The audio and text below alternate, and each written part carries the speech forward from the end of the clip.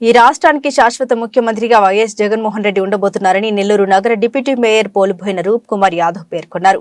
నెల్లూరులోని జగనన్న భవన్లో సీఎం జగన్ జన్మదిన వేడుకలను ఘనంగా నిర్వహించారు. ఇందులో భాగంగా నేతలతో కలిసి కేక్ కట్ చేశారు. నెల్లూరు ఆత్మకూరు బస్టాండ్ సమీపంలోని జగనన్న భవన్లో గురువారం సీఎం జగన్ జన్మదిన వేడుకలు ఘనంగా జరిగాయి. నగర డిప్యూటీ మేయర్ రూప్ కుమార్ యాదవ్ ఆధ్వర్యంలో నిర్వహించిన ఈ వేడుకలకు పలువురు వైసీపీ నేతలు హాజరయ్యారు. సంబరాల్లో భాగంగా రూప్ కుమార్ కేక్ కట్ చేసి జగన్ కు జన్మదిన శుభాకాంక్షలు తెలియజేశారు.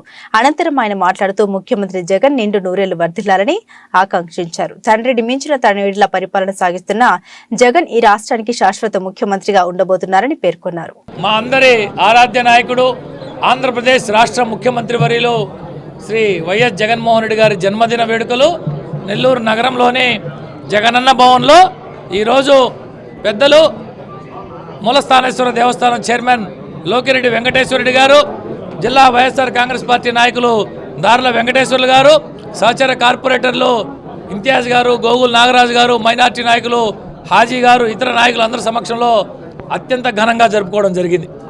ఈ సందర్భంగా ఏదైతే ముఖ్యమంత్రి జగన్మోహన్ రెడ్డి గారు తన యొక్క ప్రజా సంకల్ప పాదయాత్రలో ప్రజల యొక్క కష్ట సుఖాలు చూసి నేను అధికారంలోకి వస్తే అన్ని రకాలుగా అటు సంక్షేమం ఇటు అభివృద్ధి చేస్తానని చెప్పాడు.